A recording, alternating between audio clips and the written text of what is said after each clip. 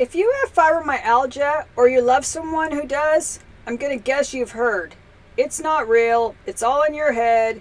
You must need to exercise more. Maybe even a doctor said it. Maybe a family member. Maybe someone who should have known better. I'm a licensed RN with over 20 years of experience. I also have fibromyalgia, and today I'm responding. On the road to healing 1 mile at a time. Hello and welcome back to the van. I'm Nurse TLC. I was born with a genetic connective tissue disease called Ehlers-Danlos syndrome, or EDS. And because connective tissue runs through every system in your body, when it's affected, everything gets affected. Which is why I also live with POTS, dystonia, fibromyalgia, migraines, and chronic pain. When I say I've been on both sides of this conversation, the nurse side and the patient side, I mean that literally. May is Fibromyalgia Awareness Month, and there's no better time to have this conversation. So let's get into it. Okay, let's start here. Why does fibromyalgia get dismissed in the first place? Because if we don't understand the why, we can't really address it. Number one, the tests come back normal.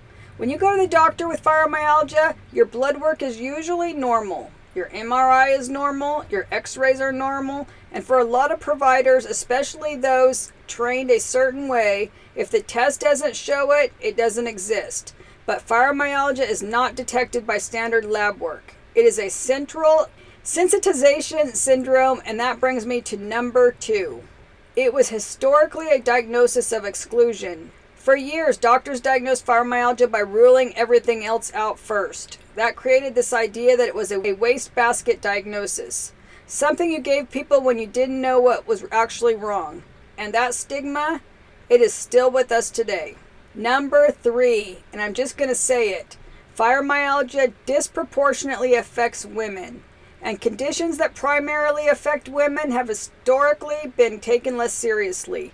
That is not my opinion. That is documented in the research. And if you've ever been dismissed, ever been told your pain was just stress or just anxiety, you have felt that firsthand. So what does the research actually say? Because fibromyalgia is absolutely recognized by major medical organizations. The American College of Rheumatology has had diagnostic criteria for fibromyalgia since 1990. And they updated those criteria in 2010 and then again in 2016. This is not fringe medicine. This is established science. In fibromyalgia, your nervous system becomes amplified. Pain signals get turned up. Things that shouldn't hurt. Things that should hurt a little hurt a lot. And that amplification is real. It is measurable in neuroimaging studies. It is not in your head, or more accurately, yes, it is in your brain and central nervous system, which is a real physical thing. If you are someone who has been told your pain isn't real, you need to be inside the Caravan, because that is a community of women who will never say that to you, ever. It's my membership community. You may have heard other creators talk about Patreon. It's basically a way to support a creator and get exclusive content in return. I've chosen to keep mine right here on YouTube, so you never have to leave the platform. Create a new account or remember another password. My brain can't handle all those passwords anyway. Everything is in one place, easy to find. There are 3 levels starting at just $2 a month. And if you know anything about van life meetups, we are always circling the vans around a campfire. That's exactly what the Caravan is. Right now I'm looking for founding members. The people who want to pull up into the circle first before the Caravan grows. But no matter what, I'll always save a spot in the circle for you. Link is right below this video. Now let's get back to it. It is real, it is documented, and it is exhausting. For me, I constantly have word retrieval issues, and that can be really hard. And when I was still working full-time, it became a real issue. I'd be in meetings, I'd be reading, like doing a report on somebody, and all of a sudden I couldn't remember basic words.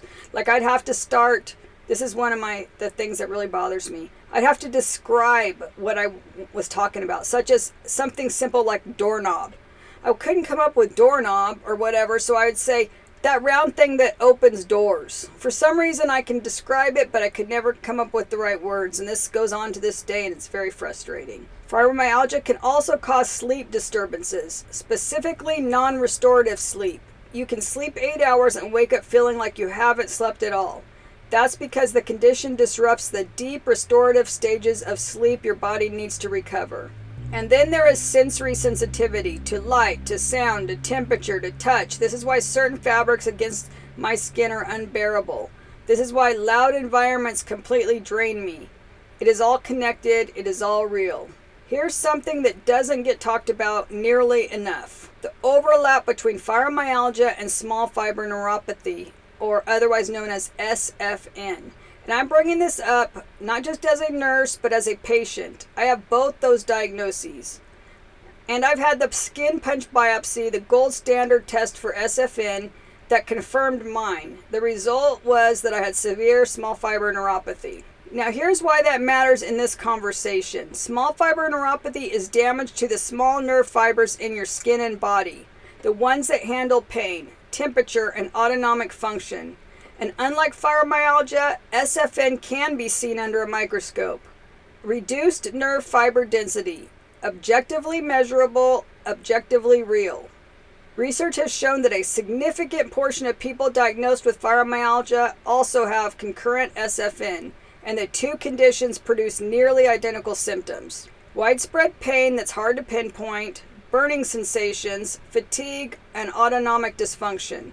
So when someone tells me fibromyalgia isn't real, my punch biopsy says otherwise. And so does the microscope that confirmed my severe nerve fiber damage in my skin. I'm giving SFN its own dedicated video because it deserves the full explanation, so make sure you're subscribed so you don't miss that one, especially if you've been diagnosed with fibromyalgia.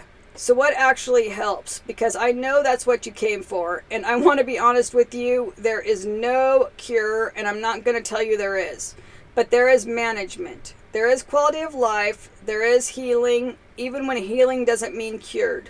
For me personally, gentle movement on my good days. Not forcing it, not pushing through, actually listening to my body, which as a nurse was honestly harder to learn than anything. So usually I do stretching and yoga. Those are the two things that help me, plus heat therapy. In the van, my heating pad, which is always very close by, is a non-negotiable. On bad pain days, that is my first line of defense. I also use herbal support. I'll do a whole separate video on this because it deserves its own time. But wild lettuce has been meaningful for me for pain management, so we'll do a video about that.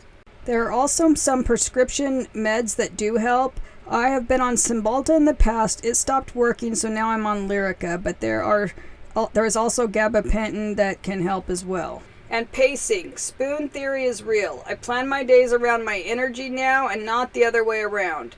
That shift, the one shift in how I think about my time, has been one of the most important things I've done for my quality of life in the van. Thanks for watching. If you learned something new or found value in this video, please subscribe and hit the notification bell so you don't miss anything. You don't want to miss the video coming up next in a few seconds, somewhere around here. We'll see you then. Bye! DOG is my BFF. DOG is my BFF. Clap your hands if you love your dog. Stomp your feet if you love your dog. Clap your hands, stomp your feet, say yahoo if you love your dog.